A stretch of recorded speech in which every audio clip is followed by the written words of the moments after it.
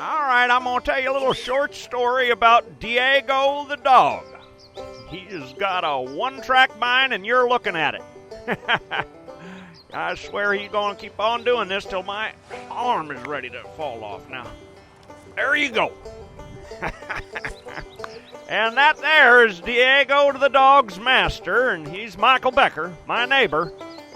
He's always got something going on in his yard, and I'm over here today to see what's cooking. Here it is, pushing the end of February. Beautiful day, you know, it's starting to feel a little bit like spring.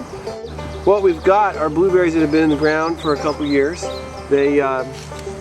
We just dug these big holes right into the lawn here, and we're going to take these weeds and take them from being a problem, from competing with our plant, and we're going to turn them into a valuable asset working for us, helping us out here. So, valuable asset? He's turning to sound like a banker.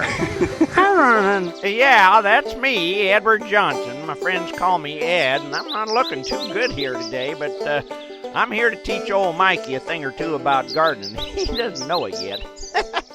And you can see that there's a variety of other stages around us. So what we did, we started off right here, and we came through and we just broke it all up. So I'll start. I'm going to teach him a thing or two here. Now, what do you got? Look at this. You got a little sprayer, and this is the way we do her nowadays, you see. No. Oh, yeah. No spray. We don't need it. Why don't you want spray? Well, you know what's in that tank? Yeah, it's, you know, chemicals. Is that what you want on your breakfast cereal in the morning? Well, no, but I'm not going to eat the weeds. Well, I'm going to eat the plant here. Where do you think it's going? What do you think these roots are going to do with all that stuff? I'm going to take care of this plant for the whole season in the next 5 minutes. Well, you think you got her all figured out, and then the kids come along and change everything. We just turn these hunks right over so that the grass part's down. Okay. What that's going to do is allow the worms to come in here, and they're just going to work all this stuff over, and we're going to create ourselves a little worm hotel, a little worm habitat. This one's looked just like that a minute ago with all the weeds turned upside down, and now we've got some llama manure.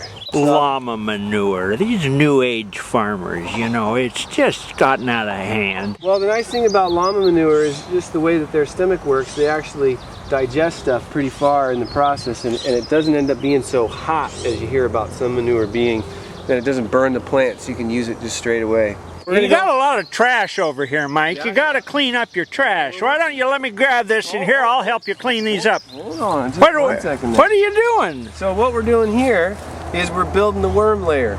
So now we got the manure here, and now we're going to put some cardboard right over the top of it. And when we put that cardboard over the top, what we're doing is creating a little insulation layer.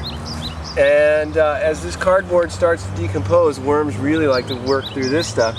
So we've got those chopped up weeds, and then the manure, and then this cardboard layer on top. We're still getting frost outside right now, and so by creating this kind of high nutrient area that's frost protected, we're going to get a lot of worms in here working around, providing a lot of worm casings, that's the poop, for the roots to be able to get some good nutrients into these guys. So then, basically he's gift wrapping his plants is what's coming down to here.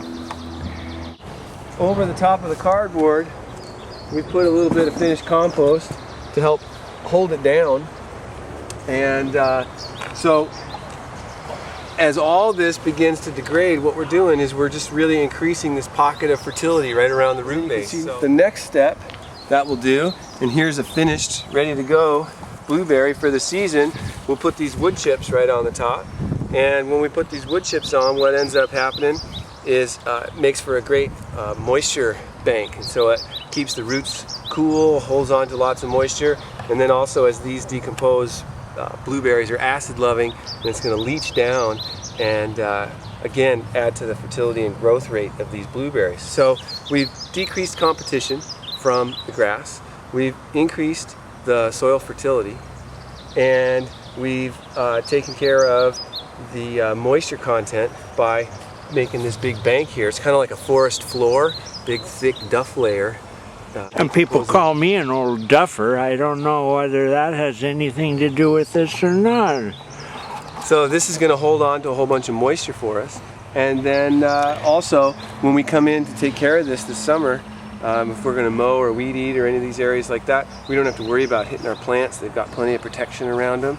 So all the way around, this is really going to take care of these plants. All right, now it's time to review. I think we can all agree Michael Becker's got more ways to make blueberries grow than the post office has stamps.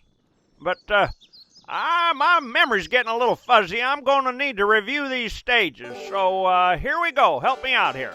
Stage 1. You break up and turn over the weeds, and it helps control those weeds, and it increases the fertility. Stage 2, you add the llama manure. It increases the fertility even more, and the worms just love it. Stage 3, you lay down some recycled cardboard, and that creates a weed and frost barrier, and it adds a little roof for those happy little worms in their hotel. Stage 4, cover the cardboard with compost. It stabilizes the cardboard, and it even increases the fertility more. And stage 5, add the wood chip layer. It holds in the moisture just like the forest floor and adds acid, which is something these blueberries apparently love. And that's Mikey's secret recipe. All right, Mikey, back to you. So here we are. We've taken care of our berries.